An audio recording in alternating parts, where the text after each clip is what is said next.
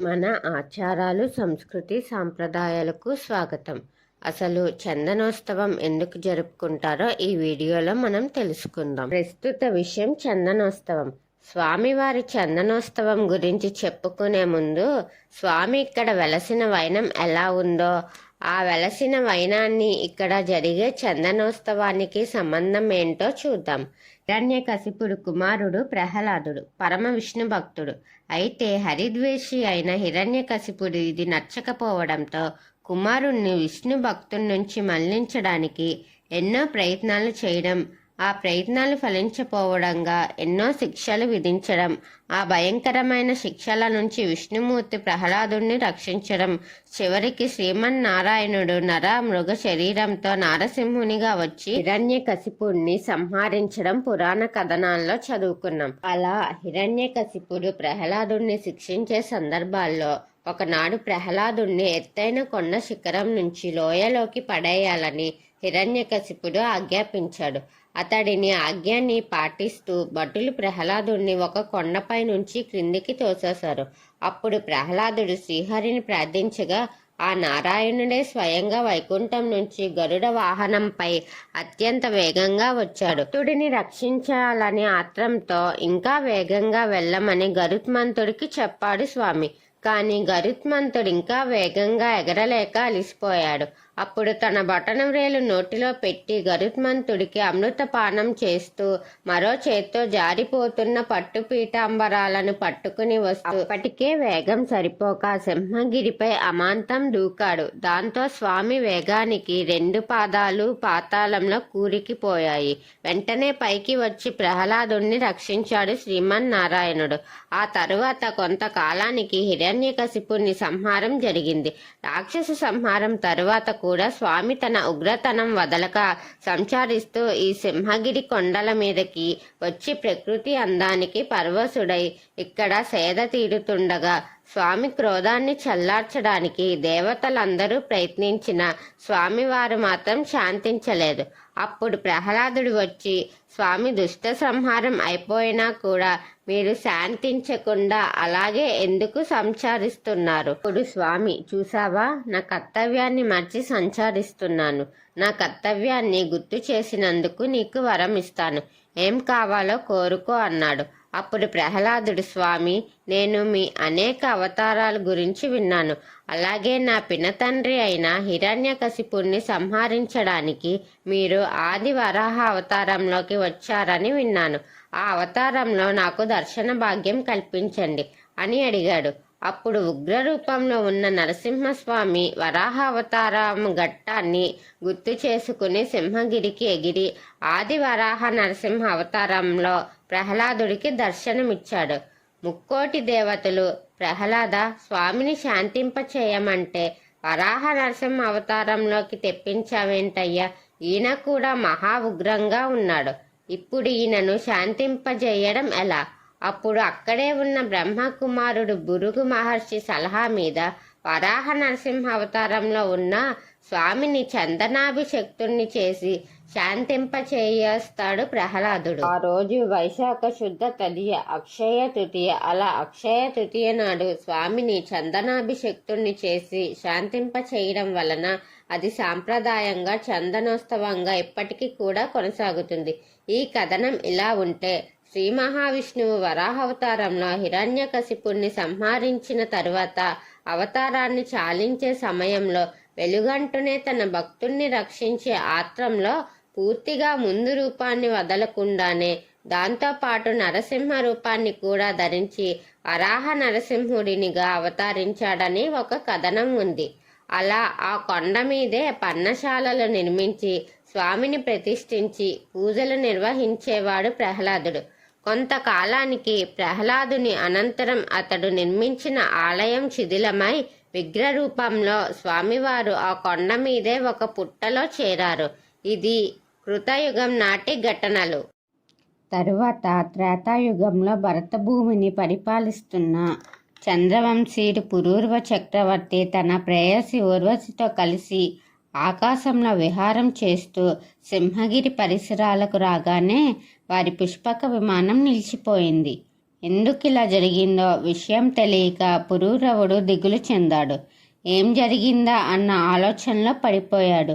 ఊర్వశి తన దివ్య దృష్టితో తాము ఉన్నది పరమ పవిత్రమైన సింహగిరి ప్రాంతం అని గ్రహించి ఇక్కడ వరాహ నరసింహుడు కొలువై ఉన్నాడని పురూరవునికి సూచిస్తుంది.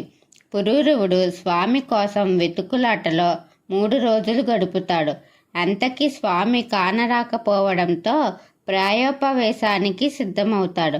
ఆ రాత్రి స్వప్నంలో స్వామి సాత్కరించి తను పక్కనే ఉన్న పుట్టలో ఉన్నానని కొండ మీద గంగధారని ఆనవాలుగా చూపుతాడు. అలా స్వామిని గుర్తించిన పురూరవుడు స్వామి ఆదేశానుసారం 1000 కడవల నీటితోని పంచామృతాలతో అభిషేకం చేసి స్వామి దర్శనాన్ని పొందుతాడు.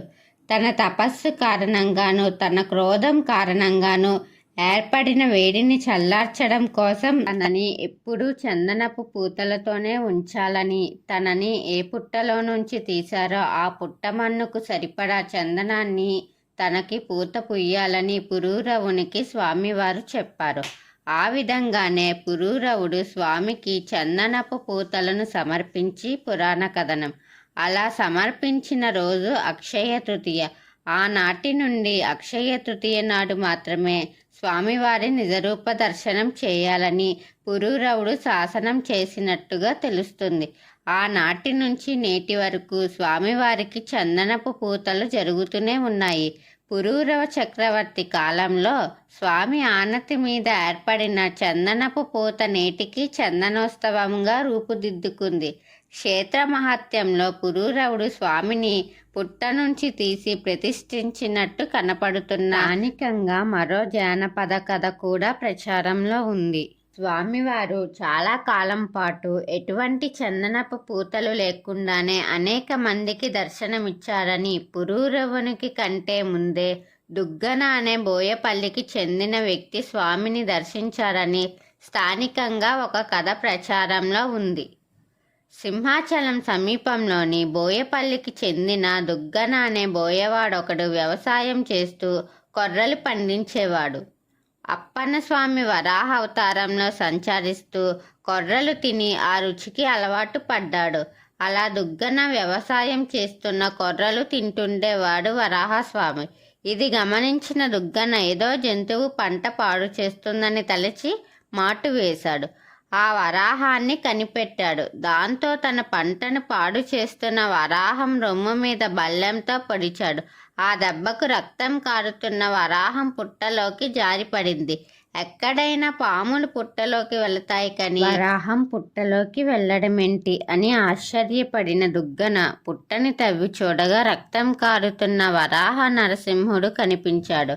అప్పుడు దుగ్గన సింహగిరి మీద లభించే వనమూలికలను చందనపు ముద్దతో రంగరించి స్వామికి పట్టువేశాడట. అప్పుడు స్వామివారి ఆనతి ప్రకారం కటకం వెళ్ళి రాజు పురూరవుడికి వరాహ నరసింహ వృత్తాంతమంతా తెలిపినట్టు ఆ తరువాత పురూరవుడు వచ్చి స్వామివారికి ఆలయ నిర్మాణం జరిపించినట్టు ఓ కథనం.